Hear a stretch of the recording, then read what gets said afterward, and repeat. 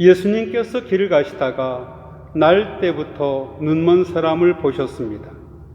제자들이 예수님께 여쭈었습니다. 선생님, 이 사람이 눈먼 사람으로 태어난 것이 누구의 죄 때문입니까? 이 사람의 죄입니까? 부모의 죄입니까? 이 질문은 죄가 죽음 곧 고난을 일으킨다는 신학적 원칙에서 나온 것입니다. 우리의 질병을 포함한 모든 고난은 죄가 가져온 죽음의 증상들입니다. 그렇다고 죄와 죽음이 언제나 1대1로 상응하지는 않습니다. 남의 죄로 인해 고난받는 경우 역시 허다하기 때문입니다. 인간은 다른 이들과의 연대성 속에 살아갑니다. 그래서 나 자신의 죄로 인해 남이 고난을 받을 수도 있고, 남의 죄로 인해 나 자신이 고난받을 수도 있습니다. 고난은 항상 자기 죄 때문에 받는 것은 아닙니다. 따라서 고난받고 있는 사람을 볼 때 그가 죄를 지어 하나님의 벌을 받고 있는 것이라고 단정 짓는 원시적 사고의 실수를 범해서는 안 됩니다. 소경과 관련해서 예수님은 대답하십니다. 그가 소경이 된 것은 자신이 죄를 지은 것도 아니요 그의 부모가 죄를 지은 것도 아니다. 하나님께서 하시는 일들을 그에게서 드러내시려는 것이다. 그리고는 그를 치유해 주십니다. 예수님은 소경을 하나님의 영광을 드러내는 도구로 사용하십니다. 이렇게 해서 소경은 빛을 보게 되고 빛을 봄으로써 예수님을 알아봅니다. 마침내 그는 예수님을 그리스도라고 고백합니다. 이 소경의 치유 사건으로 인해 세 가지 부류의 반응이 나타납니다. 먼저 유대인과 바리새인들은 예수님에 대한 신앙을 거부합니다. 소경의 부모는 예수님이 그리스도이심을 알면서도 유대 회당에서 출교당할 것이 두려워 공개적으로 고백하지 못합니다. 그러나 소경은 출교를 무릅쓰고 예수님을 그리스도로 고백합니다. 유대인들은 소경의 눈을 뜬 명백한 이적을 보고도 이것이 나타내 보이는 바를 받아들이길 거부했습니다. 이사야 29장 18절입니다. 그날이 오면 듣지 못하는 사람이 두루마리의 글을 읽는 소리를 듣고 어둠과 흑암에 쌓인 눈먼 사람이 눈을 떠서 볼 것이다. 예수님께서 지금 이사야의 말씀을 성취하고 계시는데도 유대인들은 예수님을 메시아로 받아들이길 거부하고 있습니다. 예수님께서 소경의 눈을 뜨게 하신 것은 암담하고 비참한 현실에서 벗어나게 하셔서 예수님이 가져오시는 하나님의 계시를 깨달아 믿게 하시려는 것입니다. 그러나 유대인들은 이 표적은 물론이거니와 성경에서 언급하고 있는 메시아 예언의 성취까지도 거부합니다. 그리고는 소경과 그 부모를 꾸짖어 예수님이 메시아라는 사실을 고백하지 못하게 합니다. 유대인들은 자기들의 성경인 모세 율법의 근거에서 안식일을 범했다는 이유로 예수님이 메시아가 아니라고 몰아세웁니다. 그러나 소경은 예수님의 빛을 받아 예수님의 메시아 되심을 인식합니다. 그러나 정작 자기들이 성경의 빛을 받고 있다는 유대인들은 도리어 소경이 되어 빛이신 예수님을 알아보지 못하고 메시아로 인정하지도 못합니다. 그래서 결국 유대인들은 소경이 되고 맙니다. 소경은 눈을 뜨고 빛을 본다는 유대인들은 소경이 됩니다. 이것이 바로 요한복음서에 나타난 역설입니다. 유대인들은 자신들의 성경, 곧 구약 성경이 예수님을 증언하고 있다는 사실을 깨닫지 못합니다.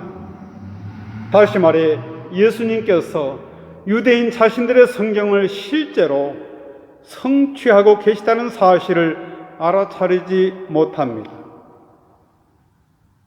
구약 성경은 본질적으로 하나님의 약속의 말씀을 담고 있습니다. 그 중심은 메시아 곧 그리스도에 관한 약속의 말씀입니다. 그러므로 구약 성경은 그리스도와 깊이 연결되어 있습니다. 하지만 구약 성경은 그리스도보다는 작습니다. 왜냐하면 성취는 그 성격상 약속과 연결되어 있지만 약속보다 성취가 더 클 수밖에 없기 때문입니다. 그런데 유대인들은 약속의 말씀은 알고 있었지만 약속보다 큰 온전한 성취는 모르고 있었습니다. 요한복음서의 표현 방식에 따르면 출애굽 구원은 아래 세상의 그림자에 불과합니다.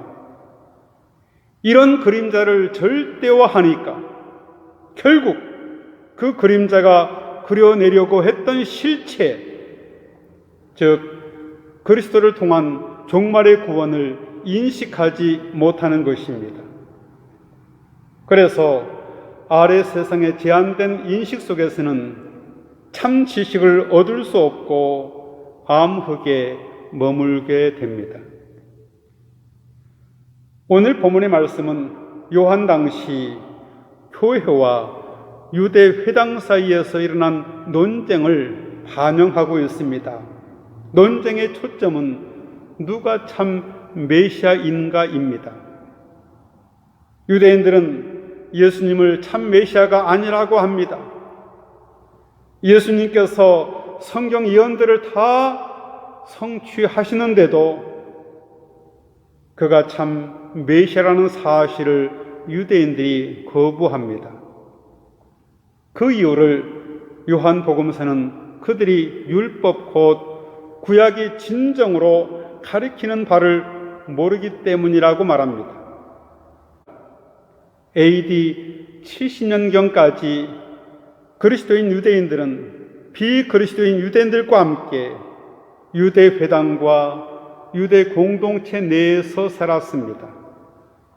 그렇지만 이들 사이에는 갈등이 내재되어 있었습니다.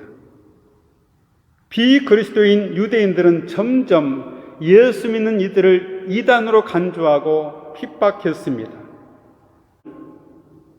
그러다가 AD 70년 유대인들의 대로마 항전이 비참한 패배로 끝나면서 유대인들은 그리스도인인 유대인들을 자신들의 회당과 공동체에서 완전히 몰아냈습니다.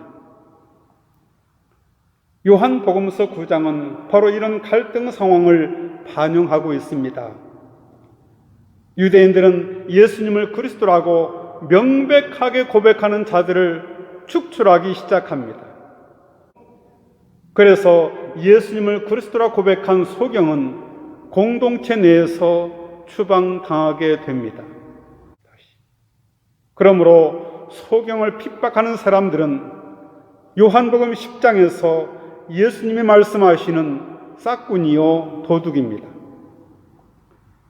그리스도인들을 핍박하고 출교시키는 유대 지도자들은 하나님의 양떼인 백성을 잘 지는 선한 목자가 아니라 그들을 괴롭히는 도둑입니다.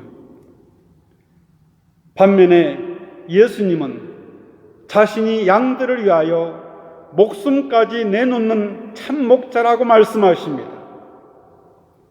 성경은 하나님과 이스라엘의 언약 관계를 왕과 백성, 아버지와 자녀, 목자와 양떼의 은유로 표현하고 있습니다.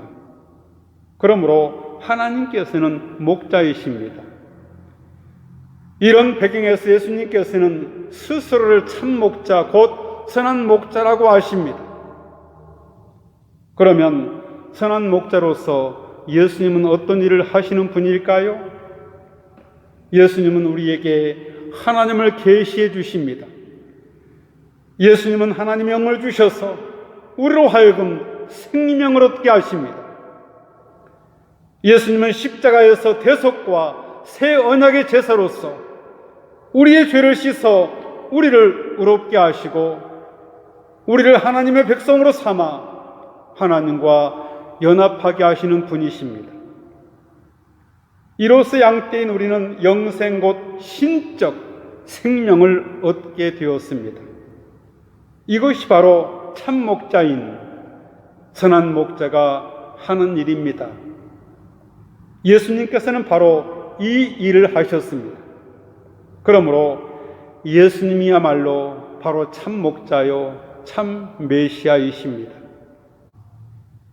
다윗 왕조를 단지 문자적으로 재건하는 이가 참 메시아가 아닙니다. 모세의 출애굽 구원을 문자적으로 재현해서 로마의 가이사의 압제에서 이스라엘을 독립시키는 이가 참 메시아가 아닙니다. 오히려 하나님을 계시하시고 대속과 새 언약의 제사를 통해 하나님의 구원의 통치 아래 살게 하시고 하나님의 성령을 가져다 주셔서 하나님의 생명을 얻게 하시는 분이 메시아이십니다. 그분이 바로 예수님이십니다. 예수님은 또한 자신을 양의 문이라고 하셨습니다. 양의 문은 선한 목자가 들어가는 문입니다. 이것은 하나님 나라에 들어가는 문을 연상케 하는 그림 언어입니다. 예수님께서는 이 땅에 하나님 나라를 가져오신 분입니다. 우리로 하여금 하나님 나라에 들어가게 하시는 분입니다. 그러므로 예수님은 하나님 나라의 문 역할을 하십니다. 우리는 오로지 선한 목자이신 예수님을 따라가므로 그분의 계시를 받아 하나님을 알게 되고 그 결과 하나님의 생명을 얻게 됩니다. 그래서 예수님께서 이렇게 말씀하십니다. 내가 곧 길이요 진리요 생명이니 나로 말미암지 않고는 아버지께로 올 자가 없느니라. 예수님은 양이 하나님 나라로 들어가는 문이시며 길이 되십니다. 유대인들이 이런 예수님을 보고도 몰라보는 이유는 그들이 예수님의 양떼가 아니기 때문입니다. 선한 목자는 양들을 위해 자기 목숨을 버립니다. 스스로 선택한 죽음입니다. 양을 위해 스스로 자기 목숨을 바치는 것은 선한 목자의 표징입니다. 대속과 새 언약의 제사로서 의미를 지닌 십자가 위에서의 자신의 죽음을 두고 예수님이 하신 말씀입니다. 예수님의 메시아적 사건, 곧 메시아적 행위는 바로 십자가에서의 죽음입니다. 우리의 구원을 위한 예수님의 대속적 죽음을 성경에서 설명할 때 항상 그리스도란 칭호를 사용합니다. 그리스도가 우리를 위해서 죽으시고 부활하셨다. 그리스도의 죽음과 부활이 바로 예수님께서 메시아로서 하신 일입니다. 예수님께서 메시아로서 하신 일은 다윗 왕조를 재건하거나 로마에서 유대인들을 독립시킨 것이 아닙니다. 십자가 대속과 새 언약의 제사로서 자신을 내어줌입니다.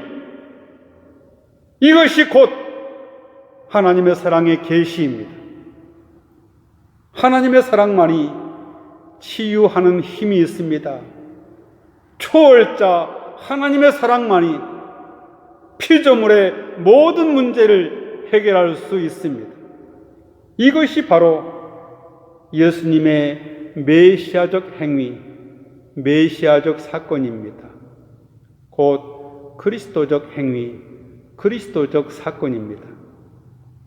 요한복음서는 바로 이것을 말하고 있습니다. 참 메시아란 십자가에서 대속과 새 언약의 제사로 자신을 내어주시는 분입니다. 십자가에서 하나님을 계시하셔서 우리로 하여금 하나님을 보게 하고 알게 하신 것입니다. 그러나 유대인들처럼 모세의 율법으로 만족하고 그 관점에서 삶을 본다면 예수님이 가져오시는 진정한 빛과 계시를 보지 못할 것입니다. 모세의 율법은 작은 불빛에 불과합니다. 이것만으로는 안 됩니다. 율법은 우리를 암흑에서 구원할 수 없습니다. 오직 하나님께서 위로부터 주시는 은혜와 사랑의 계시인 예수님의 십자가에서의 대속과 새 언약의 제사로 오는 구원을 받아들여야 합니다. 그래야만 우리는 영적 눈이 뜨이고 하나님을 알게 됩니다. 이제 우리가 자신의 소경된 것과 암흑 속에서의 삶을 인정한다면 우리는 예수님의 계시를 보게 될 것입니다. 같이 기도하겠습니다. 전능하신 하나님, 하나님께서 선한 목자이신 예수님을 보내주셔서 저희를 불러 모으셨습니다. 저희가 하나님의 우리 안에서 안전하게 쉬며 영원히 하나님과 함께 거하기까지 주님을 떠나 방황하지 않고 어디든 주님이 이끄시는 대로 따르게 하옵소서. 예수님의 이름으로 기도하옵나이다. 아멘.